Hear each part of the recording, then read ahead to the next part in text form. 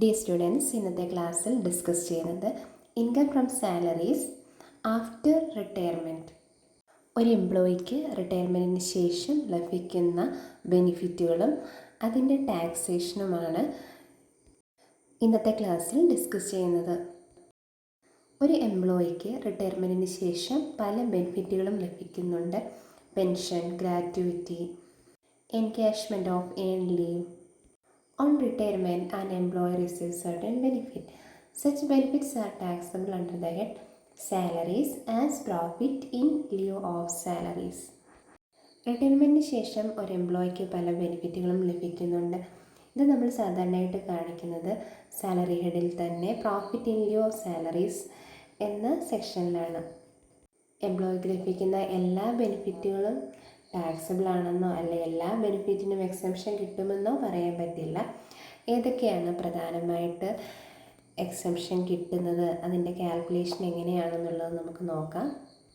First one gratuity, second commutation of pension, leave encashment, retrenchment compensation, compensation on voluntary retirement or golden hand shake.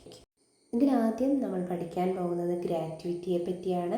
Gratuity എന്താണെന്നും gratuity എങ്ങനെയാണ് calculate ചെയ്യുന്നതെന്നും നമുക്ക് നോക്കാം. Gratuity is a retirement benefit given by the employer to the employee in consideration of past services, or it is a lump sum amount an employer gives when he retires, resigns or dies. The amount of gratuity payable on the length of service of the employer. എംപ്ലോയർക്ക് നൽകിയ past സർവീസസിൻ്റെ ഒരു കൺസിഡറേഷനായിട്ടാണ് gratuity എന്ന തുക നൽകുന്നത്. ഇതൊരു lump sum എമൗണ്ടാണ്. കൂടാതെ ഒരു വ്യക്തിയുടെ സർവീസസിൻ്റെ അടിസ്ഥാനത്തിലാണ് ഗ്രാറ്റുവിറ്റി നൽകുന്നത്. അതായത് ലെങ്ത് ഓഫ് സർവീസിൻ്റെ അടിസ്ഥാനത്തിലാണ് ഗ്രാറ്റുവിറ്റി എമൗണ്ട് നൽകുന്നത്. നെക്സ്റ്റ്, എങ്ങനെയാണ് ഗ്രാറ്റുവിറ്റി കാൽക്കുലേറ്റ് ചെയ്യുന്നതെന്ന് നോക്കാം. For the computation of gratuity, following points are noted. Gratuity calculate ചെയ്യുമ്പോൾ നമ്മൾ ശ്രദ്ധിക്കേണ്ടതായിട്ടുള്ള കുറച്ച് കാര്യങ്ങളാണ് ഇനി പറയാൻ പോകുന്നത്. ഗവൺമെൻറ് എംപ്ലോയീസിൻ്റെ കേസിലാണെങ്കിൽ അദ്ദേഹത്തിന് ലഭിച്ചിരിക്കുന്ന ഗ്രാറ്റുവിറ്റിക്ക് ഫുള്ളി എക്സംഷനാണ് ലഭിക്കുന്നത്. എന്നാൽ നോൺ ഗവൺമെൻറ് എംപ്ലോയീസിൻ്റെ കേസ് എടുക്കുമ്പോൾ എംപ്ലോയീസിനെ നമ്മൾ രണ്ടായിട്ട് ക്ലാസിഫൈ ചെയ്യുന്നുണ്ട്.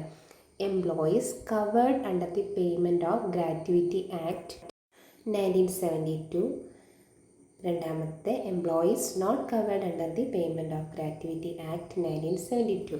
അതായത് ഒരു കാറ്റഗറി എന്ന് പറയുന്നത് ഗ്രാറ്റുവിറ്റി ആക്ട് 1972 കവർ ചെയ്യുന്നവരും, രണ്ടാമത്തേന്ന് പറയുന്നത് ഗ്രാറ്റുവിറ്റി ആക്ടിൽ കവർ ചെയ്യാത്തവരും. ഇതിന് രണ്ടിനും രണ്ട് റൂളാണ്, പക്ഷെ വളരെ സിമ്പിളാണ്. നമുക്ക് ആദ്യം ഗ്രാറ്റുവിറ്റി ആക്ട് കവർ ചെയ്യുന്ന എംപ്ലോയീസിൻ്റെ ഗ്രാറ്റുവിറ്റി എമൗണ്ടിൻ്റെ ഒരു കാൽക്കുലേഷൻ എങ്ങനെയാണെന്ന് നോക്കാം. ആദ്യം അതിൻ്റെ റൂള് പറയാം. ആദ്യം നമ്മൾ താഴെ പറയുന്ന 3 കാര്യങ്ങൾ നോട്ട് ചെയ്യുക. അതായത് least of the following is exempt എന്നാണ് പറഞ്ഞിരിക്കുന്നത്. അതിൽ ഫസ്റ്റ് കണ്ടീഷൻ എന്ന് പറയുന്നത് last on salary into 15/26 into completed year of service. Second, maximum limit 20 lakh. Third, actual gratuity received. ഈ 3 കണ്ടീഷൻ നിങ്ങൾ ശരിക്കും മനസ്സിലാക്കി വെക്കുക. ഈ 3 കണ്ടീഷനിൽ വരുന്ന തുകകൾ നോക്കി അതിലെ ലീസ്റ്റ് എമൗണ്ട് എത്രയാണോ അതിന് ടാക്സ് എക്സംഷൻ ലഭിക്കും. ഇനി നമ്മൾ ശ്രദ്ധിക്കേണ്ടത് ഗ്രാറ്റുവിറ്റിയുടെ കാൽക്കുലേഷന് വേണ്ടിയിട്ട് ലാസ്റ്റ് ഡ്രോൺ സാലറി എന്ന് പറയുമ്പോൾ അതിൽ എന്തൊക്കെയാണ് ഉൾപ്പെടുന്നത്, അതായത് basic salary plus DA plus commission. ഇനി ആ റോളിൽ കംപ്ലീറ്റഡ് ഇയർ ഓഫ് സർവീസ് പറഞ്ഞിട്ടുണ്ട്. ഒരു വ്യക്തിയുടെ കംപ്ലീറ്റഡ് ഇയർ ഓഫ് സർവീസ് എന്ന് പറയുമ്പോൾ ഒരു എക്സാമ്പിളിലൂടെ തന്നിട്ടുണ്ട്. 9 years and 7 months എന്ന് പറഞ്ഞു കഴിഞ്ഞാൽ നമ്മളതിനെ റൗണ്ട് ചെയ്തിട്ട് 10 years എന്നാണ് എടുക്കേണ്ടത്. ഇനി 9 years 3 months എന്ന് പറഞ്ഞു കഴിഞ്ഞാൽ നമ്മളതിനെ 9 ആയിട്ട് എടുത്താൽ മതി. ഇനി സെക്കൻഡ് കാറ്റഗറി ഓഫ് എംപ്ലോയീസ്, അതായത് not covered under the payment of gratuity act. ഈ എംപ്ലോയീസിൻ്റെ ഗ്രാറ്റുവിറ്റി എങ്ങനെയാണ് കാൽക്കുലേറ്റ് ചെയ്യുന്നത് നോക്കാം. അതിൻ്റെ റൂളാണ് പറയുന്നത്. ആദ്യത്തെ എംപ്ലോയീസിൻ്റെ, അതായത് ആദ്യത്തെ കാറ്റഗറി ഓഫ് എംപ്ലോയീസിൻ്റെ അതേ റൂള് തന്നെയാണ് വരുന്നത്. പക്ഷേ അതിലെ ഫസ്റ്റ് കണ്ടീഷനിൽ മാത്രമേ വ്യത്യാസമുള്ളൂ. അതായത് ലാസ്റ്റ് ഓൺ സാലറിക്ക് പകരം average salary into 1/2 into completed year of സർവീസാണ് എടുക്കുന്നത്. ബാക്കി രണ്ടും സെയിം കണ്ടീഷൻ തന്നെയാണ്. Maximum limit 20 lakh, actual gratuity റിസീവ്ഡും. ആവറേജ് സാലറി എന്ന് പറയുമ്പോൾ ആവറേജ് ഓഫ് 10 months സാലറിയാണ് എടുക്കേണ്ടത്. കംപ്ലീറ്റഡ് ഇയർ ഓഫ് സർവീസിൽ ഫ്രാക്ഷൻസ് വന്നിട്ടുണ്ടെങ്കിൽ അത് ഇഗ്നോർ ചെയ്യണം.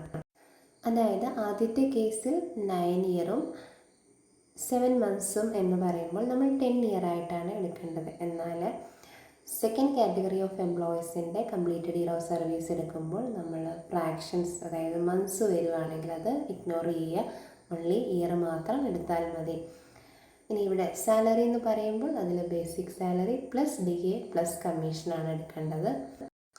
നമുക്കൊരു പ്രോബ്ലം ചെയ്ത് നോക്കാം എങ്ങനെയാണ് ഗ്രാറ്റുവിറ്റി കാൽക്കുലേറ്റ് ചെയ്യുന്നതെന്ന്.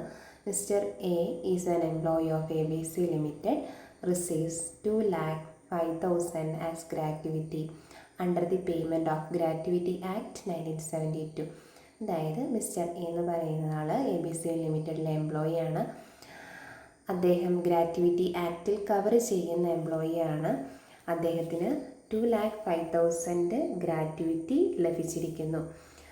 He retire on 10th September 2024 after rendering service of 35 years and 7 months. അദ്ദേഹം സെപ്റ്റംബർ 10th ആണ് റിട്ടയർ ആയിരിക്കുന്നത്.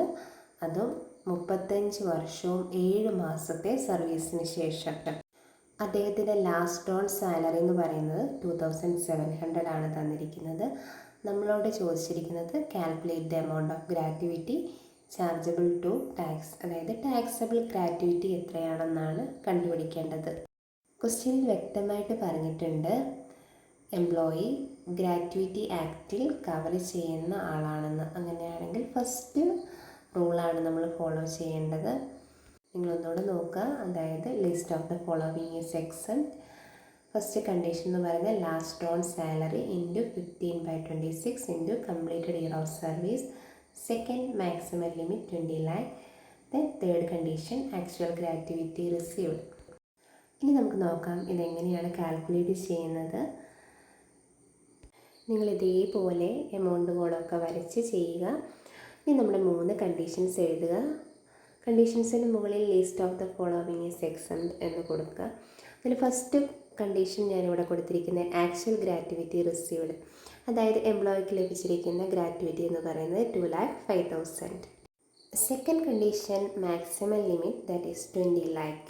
Third condition last on salary into 15/26 into completed year of service.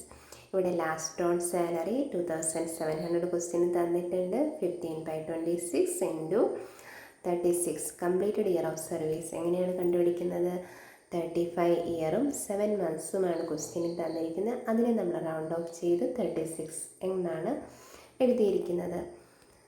ഇനി നിങ്ങൾ എമൗണ്ട് കോളത്തിൽ നോക്കുക. ഇതിൽ ഏറ്റവും ലീസ്റ്റ് എമൗണ്ട് എത്രയാണ്? 56,077, അതായത് 56,077. ഇനി നമ്മൾ മനസ്സിലാക്കേണ്ടത് ഈ ലീസ്റ്റ് എമൗണ്ടിന് വരെ എംപ്ലോയിക്ക് ലഭിച്ചിരിക്കുന്ന ഗ്രാറ്റുവിറ്റി എമൗണ്ടിൽ എക്സംഷൻ ലഭിക്കും. ഇനി നിങ്ങൾ നോക്കേണ്ടത് ടാക്സബിൾ ഗ്രാറ്റുവിറ്റി എങ്ങനെയാണ് കാൽക്കുലേറ്റ് ചെയ്യുന്നതെന്നാണ്. Actual gratuity minus exempted amount. ഇവിടെ ആക്ച്വൽ ഗ്രാറ്റുവിറ്റി റിസീവ് ചെയ്തിരിക്കുന്നത് 2,05,000 മൈനസ് എക്സംപ്റ്റഡ് എമൗണ്ട് എത്രയാണ്? അതായത് ലീസ്റ്റ് എമൗണ്ട് 56,077. ഇതിൻ്റെ ഡിഫറൻസ് എമൗണ്ട് എന്ന് പറയുന്നത് 1,48,923 ആണ്. അതായത് എംപ്ലോയിക്ക് ലഭിച്ചിരിക്കുന്ന ഗ്രാറ്റുവിറ്റി എമൗണ്ടായ 2,05,000ൽ 1,48,923 വരെ ടാക്സ് പേ ചെയ്താൽ മതിയാകും. ഇന്ന് ഈ ഒരു ക്ലാസ്സിൽ ഡിസ്കസ് ചെയ്ത ഗ്രാറ്റുവിറ്റിയും ഗ്രാറ്റുവിറ്റിയുടെ റൂൾസും കാൽക്കുലേഷനും ഒക്കെ നിങ്ങൾക്ക് മനസ്സിലായി എന്ന് വിശ്വസിക്കുന്നു. മനസ്സിലായില്ലെങ്കിൽ അത് 1-2 വട്ടം നിങ്ങളൊന്ന് റിപ്പീറ്റ് ചെയ്ത് കേട്ട് നോക്കുക, പ്രോബ്ലം ചെയ്ത് നോക്കുക. Thank you so much for watching this channel.